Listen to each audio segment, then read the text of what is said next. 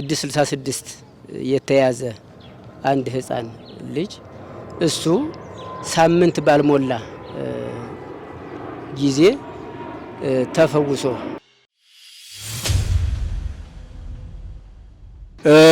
አይነ ዕውሮች በርተዋል። እንደምታዩት እዚያ ክራንች በክራንች መጡ፣ በሰው እጅ መጡ። ሰው ተሸክሙ ያመጣቸው በርካታ ሰዎች በሀገር ውስጥም በውጭ ዓለምም የእግዚአብሔር ተአምር ተገልጦላቸው በቅዱስ ሚካኤል ምልጃ ክራንቻቸውን ጥለው ይሄዱ። በንቡ መነደፍ ማሩን ጸበል በመጠጣት ከሆዳቸው ደዌ እየወጣ ተሸልመው ተፈውሰው ቅዱስ ሚካኤል ደርሶላቸው የሄዱ በርካታዎች ናቸው።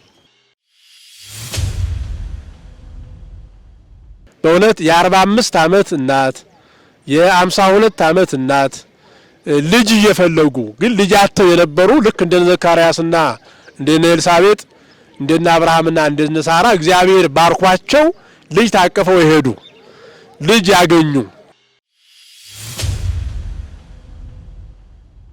የመጀመሪያው ሰኔ 12 ቀን ታቦቱ ገብቶ ህዳር 12 ቀን በዋዜማው የንቡ መንጋ መጥቶ መቅደሱ ላይ የገባበት ቀን ነው።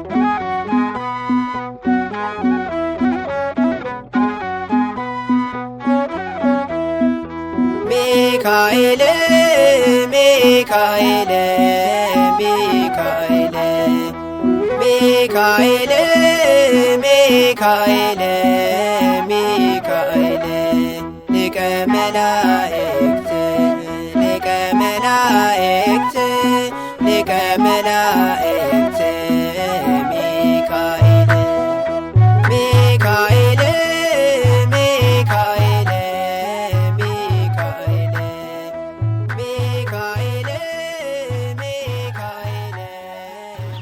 ሰላም ጤና ይስጥልኝ። በመላው ዓለም የምትገኙ ኦርቶዶክሳውያን ሁላችሁ የንቁ ሚዲያ ነው። ዛሬ ንቁ ሚዲያ ወደ ተአምረኛው ደብረ ፀሐይ ቦሌ በሻሌ ንቡ ቅዱስ ሚካኤል የቅዱስ ሚካኤልን ድንቅ ተአምራትና በዚያ በቦታው የሚደረጉ ገቢረ ተአምራትን ወደ እናንተ ለማቅረብ በዚህ ተገኝቷል። ስለዚህ ከኛ ጋር አብራችሁ ሆኑ።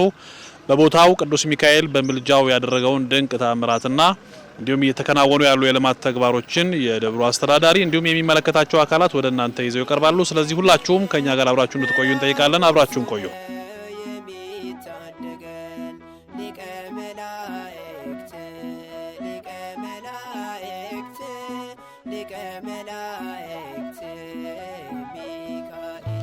እንግዲህ ከተለያየ አይነት በሽታና ደዌ የሚፈውሱ በዚህ ቦታ እንግዲህ የተለያዩ አይነት ጸበሎች ይገኛሉ። እነዚህም ጸበሎች በስመ አብ ወወልድ ወመንፈስ ቅዱስ አሐዱ አምላክ አሜን። የተከበራችሁ የኢትዮጵያ ኦርቶዶክስ ተዋሕዶ ቤተክርስቲያን እምነት ተከታዮች በሀገራችን በኢትዮጵያ እንዲሁም በመላው ዓለም ያላችሁ ሁላችሁም የእግዚአብሔር ሰላም የመላእክት አለቃ የቅዱስ ሚካኤል ጸጋና ሰላም ከሁላችሁ ጋር ይሁን እያልኩኝ በዚህ በቦሌ በሻሌ ደብረ ፀሐይ ቅዱስ ሚካኤልና ቅዱስ እስጢፋኖስ ቤተክርስቲያን እየተሰሩ ያሉትን ተአምራቶች አጠር አድርጌ ለመግለጽ እወዳለሁ። እንግዲህ ይሄ ቦታ ከተመሰረተ በኋላ እጅግ በርካታ ተአምራት ታይተዋል። በተለይ ቦታው ከተመሰረተ በኋላ የመጀመሪያው ሰኔ 12 ቀን ታቦቱ ገብቶ ህዳር 12 ቀን በዋዜማው የንቡ መንጋ መጥቶ መቅደሱ ላይ የገባበት ቀን ነው። 2003 ማለት ነው። እንግዲህ ወደ 14 15 ዓመት አስቆጥሯል ንቡ።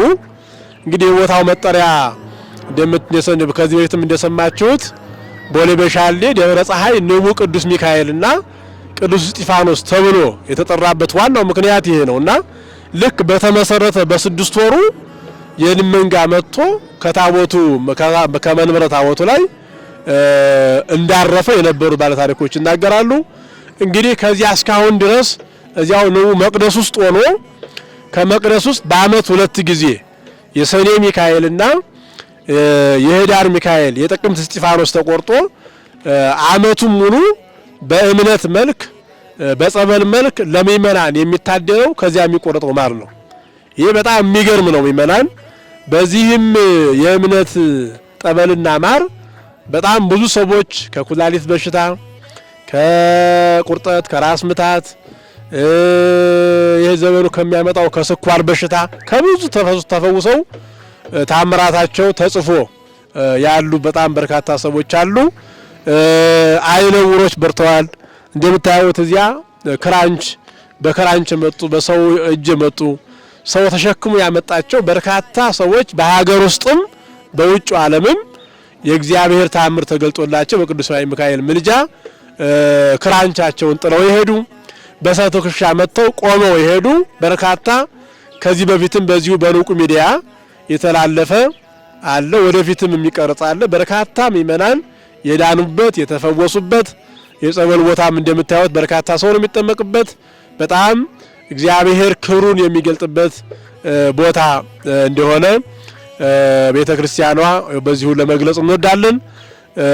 ሌላው በዚህ ቦታ ላይ መጥተው በእውነት የ45 ዓመት እናት የ52 ዓመት እናት ልጅ እየፈለጉ ግን ልጃቸው የነበሩ ልክ እንደነ ዘካርያስና እንደነ ኤልሳቤጥ እንደነ አብርሃምና እንደነ ሳራ እግዚአብሔር ባርኳቸው ልጅ ታቀፈው ይሄዱ ልጅ ያገኙ። እንግዲህ በ52 እና በ45 ዓመት እንግዲህ በጣም ብዙ ጊዜ ነውና ብዙ እድሜ ነው። በዚህ ጊዜ እግዚአብሔር ግን በዚህ ቦታ ላይ ልመናቸውን ሰምቶ በቅዱስ ሚካኤል ምልጃ በቅዱስ እስጢፋኖስ ምልጃ ልጅ አግኝተው ሄዱ በርካታ ሰዎች አሉ። ዛሬም እንደሰማችሁት ባውደ ምሕረቱ ኦፕራሲዮን ሊሆን የነበሩ የጀርባ አጥንት ችግር የነበረበት ገብረስላሴ የሚባል እንዲሁም ልጅ አታ ለ20 ምናምን ዓመት ስትቸገር የነበረች በትዳር እናታችን ልጅ አግኝተው ተባርከው እንዲሄዱ የዛሬውም ታሪክ ይናገራልና በዚህ ቦታ እንግዲህ የተለያዩ አይነት እጅግ የሚገርሙ ሰዎች ይመጣሉ። ካለባቸው ችግር በርካታ አይነት በሽታዎች ይፈወሳሉ። ለምሳሌ በዚህ ቦታ ከተፈወሱ በሽተኞች መካከል በስመ አብ ወወልድ ወመንፈስ ቅዱስ አሐዱ አምላክ። ስሜ አባ ሙሴ መኮንን እባላለሁ። የቦሌ በሻሌ ቅዱስ ሚካኤልና ቅዱስ እስጢፋኖስ ቤተክርስቲያን ጸበል አጥማቂ ነኝ። እንግዲህ እኔ ከመጣሁበት አንስቶ ወይም እኔ እዚህ ቦታ ከተገኘሁበት አንስቶ የተደረጉ ታምራቶችን በጥቂቱ ገልጻለሁ።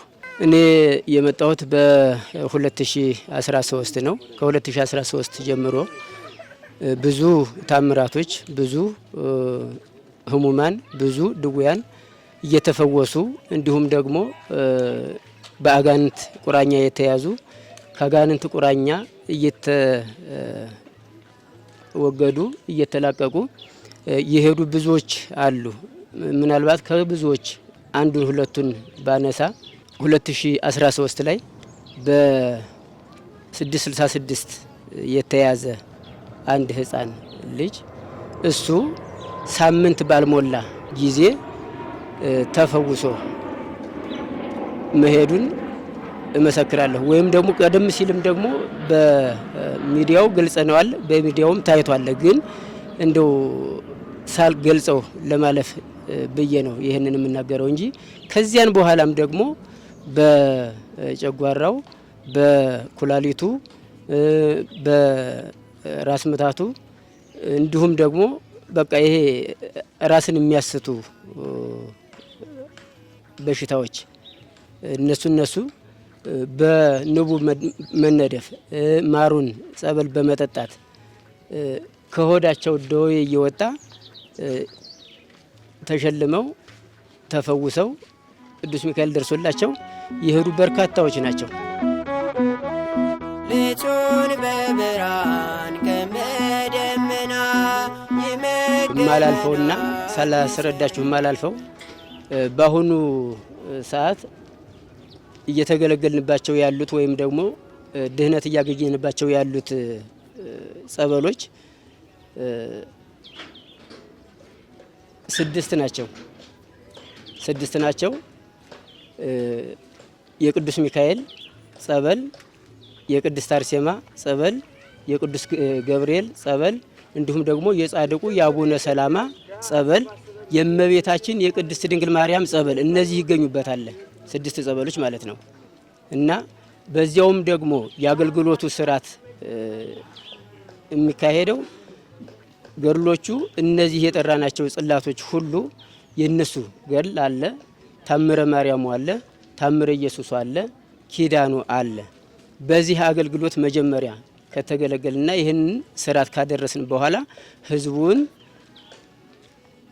ወደ ጸበሉ እናስገባለን ማለት ነው። እና ይህንንም አገልግሎት ተደራሽ ለማድረግ ወይም ተጠቃሚ ለመሆን እንድትገኙ ብለን እናሳስባለን። ይህን ቦታ የምታውቁት ያው ታውቁታላችሁ፣ ግን የማታውቁት በሀገር ውስጥም ከሀገር ውጭም ያላችሁ ምእመናን መታችሁ ብትፈወሱበት፣ ታምራቱን ብትካፈሉ፣ ለሌሎች የደረሰው በረከት ሌሎች ያገኙትን በረከት እናንተም እንድታገኙ በዚሁ አጋጣሚ ጥሪያችንን እናስተላልፋለን። ሌላው በመጨረሻ የማስተላልፈው ይሄ ቦታ እንደምታዩት የአዲስ ህንጻ ቤተ መቅደስ እንግዲህ ያለችው መቃኞ ወደ 15 ዓመት አስቆጥራለች። መሰራት አለበት በሚል ሰበካ ጉባኤ አካባቢው ምእመናን በመረባረብ እንደምታዩት የህንጻ ቤተ መቅደስ ላይ ደርሷል። ፍጻሜውን እንጠብቃለን በአጭር ጊዜ። ስለዚህ የቦታውን ተአምር የምታውቁ አውቃችሁ በውጭው ዓለም የምትኖሩ መታችሁም ደግሞ የማታውቁ ይሄን ቦታ ረግጣችሁ ፈውሱን ተካፍላችሁ ተአምራቱን አይታችሁ ደግሞ እግዚአብሔር ከእናንተ የሚጠብቀውን በረከት አድርጋችሁ የበኩላችሁን አስተዋጽኦ እንድታደርጉና ይሄን መቅደስ እንድትሰሩ በቅዱስ ሚካኤል ስም አደራ ጭምር ለማለት ነው። እግዚአብሔር አምላክ በያላችሁበት ይባርካችሁ። የቅዱስ ሚካኤል ጸሎትና ምልጃ ይለያችሁ። አሜን።